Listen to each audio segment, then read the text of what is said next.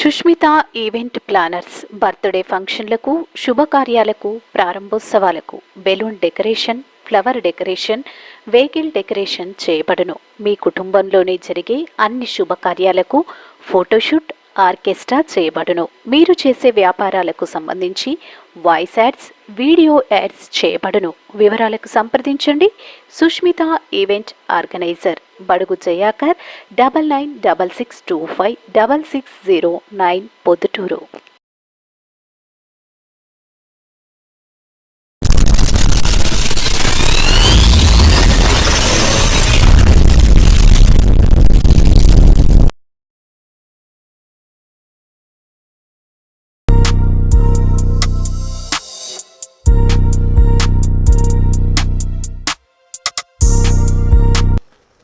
ప్రొద్దుటూరు నియోజకవర్గ ప్రజలందరికీ మీ బిడ్డలాంటి రాచమల్లు హృదయపూర్వకంగా నమస్కరిస్తూ,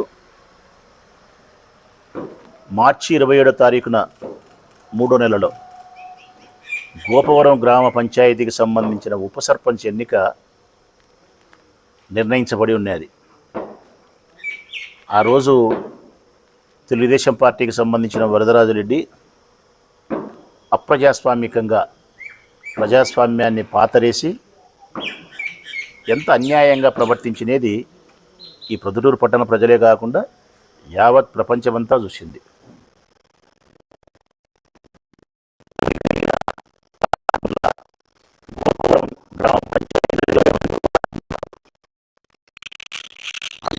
మంది మేము గెలిచినాము.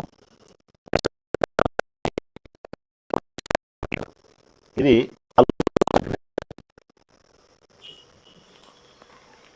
మార్చి 27వ తారీఖున ఉప సర్పంచ్ ఎన్నుకోవాల్సి ఉంది. ఎన్నికల కమిషన్ అప్పటికి మా వైపు నుంచి ఈ తెలుగుదేశం పార్టీ వార్డు మెంబరుకు తోడు మా వారు మరొక 5 మంది అక్కడికి పోవడం జరిగింది.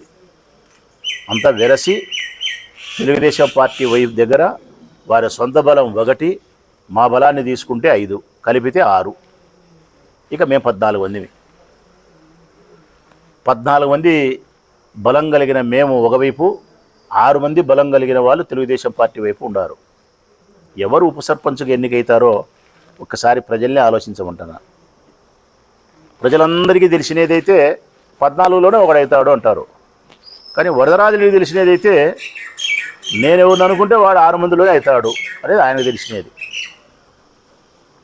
దీనికి ప్రభుత్వం ఉంది కాబట్టి పోలీసులను, రెవెన్యూ డిపార్ట్మెంట్ను, ఎన్నికల నిర్వహణ చేసే అధికారులను అందరినీ కూడా ఆయన అధికారానికి దాసోహం అనిపించుకొని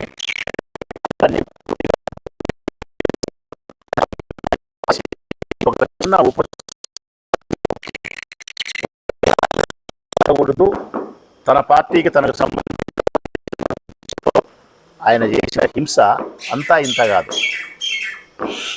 మా వార్డు మెంబరు 14 మందిని ఓటు వేసే ప్రదేశానికే రానియకుండా అడ్డుకోవడం, ఇంత రాళ్లతో కొట్టడం, జీపుల మీద దాడి చేయడం, మహిళల మీద దాడి చేయడం, పోలీసు వాళ్ళు ప్రేక్షక పాత్ర వహించడం, పోలీసు వాళ్ళు పిలుచుకొని పోతామని చెప్పి పెద్ద మసీదు దగ్గర పిలుచుకొని పోయి తెలుగుదేశం పార్టీ రౌడీలకు రాళ్లతో కొట్టమని అప్పచెప్పడం, ఫేక్ ఐడి కార్డు సృష్టించి వాళ్ళు వార్డు మెంబర్లు కాకపోయినా వార్డు మెంబర్లు అని చెప్పి ఫేక్ ఐడీలు సృష్టించి లోపల పంపించి ఏర్పాటు చేస్తే పోలీసు వాళ్ళు ప్రేక్షక పాత్ర.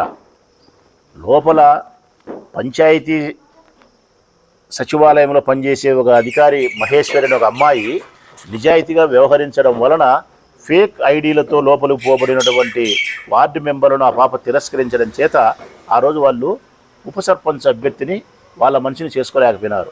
నిజంగా ఆ పాపే గన మహేశ్వరుని అమ్మాయి గన ఉద్యోగస్తురాలు, అవినీతి పరురాలు ఏంటి గన అధికార దుర్వినియోగానికి, ఇలా వరదరాజుడి యొక్క అధికార దుర్వినియోగానికి లోబడి ఉంటే గన ఈరోజు ఎన్నిక లేదు. నిజంగా ఎన్నిక జరుగుతుంది అంటే గన కారణం ఆ పాప నిజాయితీ. ఫేక్ ఐడీలతో వచ్చిన వార్డు మెంబర్లను ఆ పాప తిరస్కరించింది. ఆ తర్వాత ఎన్నికల అధికారి మీద ఒత్తిడి, ఆయన పేరు ఏం పేరు, అధికారి పేరు ఆ రోజు వచ్చింది, రామాంజనేయ రెడ్డి, ఆయన మీద ఒత్తిడి చేసినారు.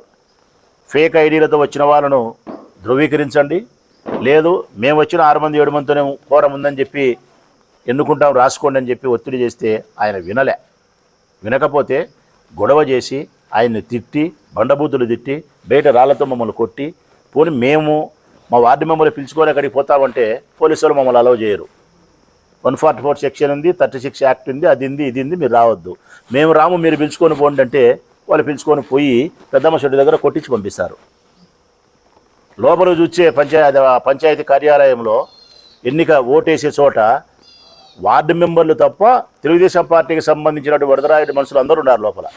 ఎవరైతే ఉండకూడదు వాళ్ళు ఉన్నారు. వాళ్ళ తమ్ముడు భార్గవరెడ్డి ఉన్నాడు, ఈవి సుధాకర్ ఉన్నాడు, రాజశేఖర్ ఉన్నాడు, మహేష్ రెడ్డి ఉన్నాడు, ఎల్లయ్య ఉన్నాడు, పుల్లయ్య ఉన్నాడు, అందరూ ఉన్నారు. పనికొచ్చేవాడు ఉన్నాడు, పనికిరానివాడు ఉన్నాడు. పోలీసు వాళ్ళు ప్రేక్షక పాత్ర. ఇంత అన్యాయము, ఇంత దుర్మార్గము ఒక చిన్న ఉప సర్పంచ్ పదవి కోసం మూట కట్టుకున్నాడు. విధానాలతో వరదరాజిరెడ్డి మూట కట్టుకున్నాడు పాపాన్ని, అధర్మాన్ని. రెండో రోజు మళ్ళా మొదటి రోజు అంతా ఏదో అయిపోయింది, అల్లరి అయిపోయింది. ఇంకా రెండో రోజు మేము కరెక్ట్గా జరుపుతామని చెప్పి పోలీసు వాళ్ళు రెండో రోజు కరెక్ట్గా జరిపేదానికి శ్రీకారం చుట్టినారు. పోలీసు వాళ్ళు రెండో రోజు కరెక్ట్గా పనిచేసినారు. లోపల ఎన్నికలు నిర్వహించే అధికారికి గుండెపోటు వచ్చింది. ఇదేందో అర్థం కాలే. గుండెపోటు వచ్చి గుండె చేతిలో పట్టుకొని పాపం రామారెడ్డి నడుచుకుంటూ వచ్చి కారు ఎక్కి ఇంటికి పోయి లక్షణంగా ఇంటికాడు ఉన్నాడు. వాయిదా. ఏంది ఇది? ఏంది ఇది? నేను అడుగుతా ఉన్నా తెలుగుదేశం పార్టీని. అధికారంలో ఉండి ప్రభుత్వాన్ని నడిపే మీరు ఒక చిన్న పదవి కోసం ఇంత అప్రజాస్వామికంగా వరదరాజిరెడ్డి గారు వ్యవహరిస్తూ ఉంటే ఆయనకు మీరు తూతూ మంత్రంగా తల ఊపి డూడు బసవన్నగా మీరు తల ఊపి పనిచేస్తే ఆయన చెప్పిన మాటలకు పోలీసులు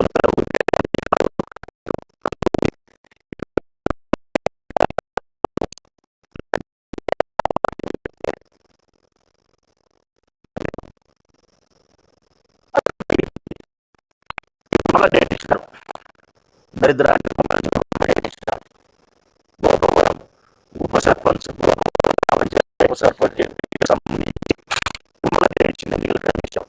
ఈ నెల 19వ తారీఖున ఉదయం 11 గంటలకు ఉప సర్పంచ్ని ఎన్నుకోవాలని ఇచ్చింది. ఈసారి కోరం కూడా లేదు. 19వ తారీఖు ఎంతమంది ఉంటే అంతమందితో 19వ తారీఖు ఏదైనా వాయిదా పడితే 20వ తారీఖు తప్పనిసరిగా ఎన్నుకోవాల్సిందే అని చెప్పి ఎన్నికల కమిషన్ రాష్ట్ర వ్యాప్తంగా మిగులుబడిన అన్ని దాళ్ళకి ఇచ్చింది. అన్ని దాళ్ళ క్రమంగా మనకు ఈ నోటిఫికేషన్ వచ్చింది. వైఎస్ఆర్ కడప జిల్లాకు సంబంధించి ఇదొకటే ఉందనుకుంటా, బహుశా ఎక్కడా లేదు, ఇదొక్కటే ఉండేది. 19వ తారీఖు ఉంది. పోనీ ఇప్పుడేమన్నా బలాబలాలు మారినాయా అనే దానికి నేను ప్రజల కోసమే ఈ పాత్రికేయుల సమావేశం, అధికారుల కోసం ప్రజల కోసం పెట్టినా. ప్రజలకు ఫస్ట్ రిక్వెస్ట్ చేసి చెప్తానా, ఈ గడిచిన ఈ 2 నెలల కాలంలో బలాబలాలు ఏమైనా మారినాయా? మా 14 మా 13 ఏమన్నా 9 అయిందా? వాళ్ళదేమన్నా 6 7 ఉండేది 14 అయింది అని చూస్తే ఏమీ మారలే. ప్రజలారా, మాకు సంబంధించిన వార్డు మెంబర్లు ఆ రోజు 14 ఉంటే పవన్ అని ఒక పిల్లోని దౌర్జన్యంగా బలవంతంగా తీసుకుపోయి పోలీసు వాళ్ళ ద్వారానే బయట అప్పచెపితే కొట్టి కామనూరు పిలిచకపోయి ఆ పిల్లోని నానాకం చేస్తే ఆ పిల్లోని మినహాయిస్తే మా దగ్గర ఆనాడు ఉండే 14 13 అయింది. ఆ 13 ఇప్పుడు కూడా 13 ఉంది. ఒక్కరు కూడా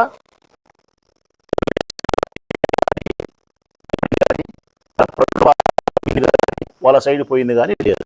ఆ 13 ఇప్పుడు ప్రెస్ ముందర కూర్చోబెట్టి చూపిస్తాం ప్రజలకు, ఇదిగో మా బలం అని. మరి ఈ బుద్ధు 13 మేముండి 7 వాళ్ళు ఉంటే ఎవరు ఉప సర్పంచ్ కావాలా? వైఎస్ఆర్ కాంగ్రెస్ పార్టీకి సంబంధించి మేము అనుకునే మనిషి కావాలా? ఇదే కదా ప్రజాస్వామ్యం. ఇది జరగకుండా వాయిదాలు పడడం, ఇది జరగకుండా పోలీసు కేసులు కావడం, ఇది జరగకుండా రాళ్లతో కొట్టడం, ఇది జరగకుండా మా వాళ్ళని అక్కడ రాణించకపోవడం, వాళ్ళు ఇష్టం వచ్చినట్టు కార్యాలయంలో వాళ్ళు దూరడం, అధికారులకు దొంగ గుండెపోట్లు రావడం, ఈ సక్రమైన పద్ధతులు కాదు. ఈ సందర్భంగా జిల్లా కలెక్టర్ గారిని, జిల్లా ఎస్పీ గారిని ఇరువురికి 2 చేతులెత్తి నమస్కరించి ప్రజాస్వామ్యం పట్ల అత్యంత గౌరవం కలిగిన ఓ ప్రజాప్రతినిధిగా, ఓ పౌరునిగా చాలా వినయపూర్వకంగా వారికి విజ్ఞప్తి చేస్తూ ఉన్నా. అయ్యా, మార్చి 27వ తారీఖు చేసిన తప్పు పోలీసులు కానీ, కలెక్టర్ కానీ, సంబంధించిన ఉద్యోగస్తులు కానీ ఎవరైతే తప్పు చేసినారో ఆ తప్పు ఈ నెల 19వ తారీఖున జరగబోయే ఉప సర్పంచ్ ఎన్నికల్లో చెయ్యొద్దు అని దయచేసి విజ్ఞప్తి చేస్తూ ఉన్నా. దయచేసి ఆ తప్పు చేయొద్దు. ఒక్కసారి చేసినారు, ప్రజాస్వామ్యాన్ని చెరబట్టడానికి వరదరాజిరెడ్డికి మీరు సహకరించినారు, అయిపోయింది. ఇప్పుడు జరిగే ఎన్నికనైనా సక్రమంగా మీరు జరపండి. ఒకవేళ మీరు జరపకపోతే లాభం జరిగేది వరదరాజిరెడ్డికి, నష్టం జరిగేది వైఎస్ఆర్ కాంగ్రెస్ పార్టీకి అని మీరు అనుకుంటే పొరపాటయ్యా. మీరు పెద్ద చదువులు చదువుకునే వాళ్ళు. నష్టం జరిగేది వైఎస్ఆర్ కాంగ్రెస్ పార్టీకి కాదు, ప్రజాస్వామ్యానికి నష్టం జరుగుతుంది. ప్రజాస్వామ్యంలో అంతర్లీనమైనటువంటి వ్యవస్థలకు నష్టం జరుగుతుంది. పోలీస్ వ్యవస్థకు చెడ్డ పేరు, రెవెన్యూ వ్యవస్థకు చెడ్డ పేరు, ఎన్నికల అధికారికి ఆఫ్టర్ ఆల్ చిన్న 20 మంది వార్డు మెంబర్లు కలిసి ఒక చోట పాల్గొని ఓటు వేయాల్సినటువంటి ఒక చిన్న ఎలక్షన్ను నిర్వహించలేని దుస్థితిలో యంత్రాంగం ఉందనే చెడ్డ పేరు రెవెన్యూ డిపార్ట్మెంట్కి వస్తుంది. ఒక చిన్న ఉప సర్పంచ్ ఎన్నికకు పోలీస్ బందోబస్తు ఇయ్యలేరా అని చెప్పి పోలీస్ వ్యవస్థకు చెడ్డ పేరు వస్తుంది. కాబట్టి జరిగే నష్టం మాకు కాదు, మా కెరీర్ ఏం కింద పడదు, మమ్మల్ని తీసుకుపోయి అన్నమాన్ జైల్లో పెట్టరు, మా ప్రాణం ఏం పోదు ఆ ఉప సర్పంచ్ పదవి లేకపోతే. కానీ ప్రజాస్వామ్యాన్ని పాతరేసిన వాళ్ళు అవుతారు, దాన్ని అమలుపరచడంలో మీరు విఫలమైనారని చెప్పి చెడ్డ పేరు వస్తుంది. ప్రజలకు ఒక తప్పుడు సందేశాన్ని, సంకేతాన్ని మనము పంపించిన వాళ్ళం అవుతాం. ఇది జరగకూడదు. మెజార్టీ సభ్యుల తీర్మానం ప్రకారం జరుగుతుంది. సక్రమంగా చెయ్యరు అనే అభిప్రాయం ప్రజల్లోకి పోవాలంటే మీరు మార్చి 27వ తారీఖు చేసిన తప్పును ఈ నెల 19వ తారీఖున చేయొద్దని చెప్తా ఉన్నా. నేను చెప్పొచ్చు, ఈ ఊర్లో ఉండే తెలుగుదేశం పార్టీ రౌడీలంతా కలిసి మార్చి 27వ తారీఖు చేసిన దౌర్జన్యం, పెద్దమ్మ చెట్టు దగ్గర ఉండి చేసిన దౌర్జన్యం, పాపం ఆ రోజు పొద్దుటూళ్ళు ఉండే పోలీసు అధికారులు, సిఐలు, పోలీసు అధికారులు, ఎస్ఐలు, వీళ్ళందరూ కూడా తెలుగుదేశం పార్టీ రౌడీలను కంట్రోల్ చేయడానికి వీళ్ళ సామర్థ్యం సాలేదంట. మరి నేను ఈరోజు మాట్లాడచ్చు, ప్రొద్దుటూళ్ళు ఉండే పోలీసుల సామర్థ్యం సాలలేదు కాబట్టి రేపు 19వ తారీఖైనా అని కంట్రోల్ చేయడానికి పాకిస్తాన్తో యుద్ధం చేసిన మిలిటరీ దళాలైనా పిలిపిస్తారా అని నేను కూడా ఎగతాళిగా మాట్లాడచ్చు. అంతే కదా. మీరు ప్రొద్దుటూళ్ళు ఉండే పోలీసు వాళ్ళు ఈ మనుషులు మీరు కంట్రోల్ చేయకపోతే పెద్దమ్మ చెట్టు కాడ 30 మంది లాఠీ చార్జ్ చేసి తరిమేసి ఆ లోపల పంచాయతీ కార్యాలయాలు ఉండే పనికిమాల మనుషులు 10 మందిని బయటికి తీసి 20 మంది వార్డు మెంబర్లు అక్కడ పెట్టి ఎన్నిక జరపాల్సిన మీరు జరపలేదు అంటే సామర్థ్యం లోపమా, లేకుంటే మీ ఆలోచన విధానంలో లోపమా? సామర్థ్య లోపం అయితే రేపు కడప నుంచి బలాలు పిలిపిండి, కడప నుంచి సరిపోకపోతే మిలిటరీ నుంచి పిలిపిండి. రెండో ఉద్దేశం, పోలీసులు సక్రమంగా పనిచేస్తారు, గుండెపోటు వచ్చాడు అది అధికారికి, మేమేం చేయాలా పోలీసు వాళ్ళు అంటారు. అందుకే ఇప్పుడు కలెక్టర్ గారికి చెప్తానా, రేపు ఎన్నికల డ్యూటీకి ఏ అధికారిని అయితే పంపిస్తున్నారో సార్, దయచేసి వాళ్ళను హైదరాబాద్లో కేర్ హాస్పిటల్కో లేకుంటే యశోద హాస్పిటల్కి పిలిచకపోయి వాని అంగాంగాన్ని అభయాన్ని పరీక్షించి ఏ జబ్బు లేనటువంటి మాకు అధికారిగా పంపండి. మళ్ళీ వారికి గుండెపోటు వచ్చి మేము తెస్తాం ఎలక్షన్ వాయిదా పడి. ఇది మీకు అనిపించడం లేదా? ఇట్లా చేయకూడదు, ఇది తప్పుడు సమాచారం ప్రజలు లేకపోతుందని. దయచేసి నేను అధికారులందరూ రిక్వెస్ట్ చేస్తూ ఉన్నా, రేపు 19వ తారీఖున చిన్నపాటి హింసాత్మక సంఘటన జరగకుండా, ప్రజాస్వామ్యానికి ఏమాత్రం అపఖ్యాతి రాకుండా మా సభ్యులందరినీ నేరుగా ఓటింగ్ దగ్గరికి పిలుచుకొని పోయి భద్రత కల్పించి వారి చేత ఓటు వేయించి లోపల ఎన్నికలు నిర్వహించి ఎన్నికల అధికారి నిష్పక్షపాతంగా నిజాయితీగా ఎన్నికలు నిర్వహించి మెజార్టీ కలిగిన సభ్యుల నుంచి ఒకరిని ఉప సర్పంచ్గా ఎన్నుకునేదానికి సక్రమంగా చేయమని కోరుతా ఉన్నా. చేసే క్రమం మళ్ళీ 27వ తారీఖు చేసిన ఉదంతమే చేసే ప్రయత్నం చేస్తే జరగబోయే ఎటువంటి దుష్పరిణామాలకైనా పూర్తి బాధ్యత తెలుగుదేశం పార్టీ ప్రభుత్వ అధికారులే భరించాల్సి ఉంటుందని చెప్పి సవినయంగా తెలియజేస్తూ మంచి ఫలితాలను ప్రజాస్వామ్యానికి అందించాలని చెప్పి ఆశాభావాన్ని వ్యక్తం చేస్తూ కలెక్టర్ గారికి, ఎస్పీ గారికి విజ్ఞప్తి చేస్తూ ఉన్నా.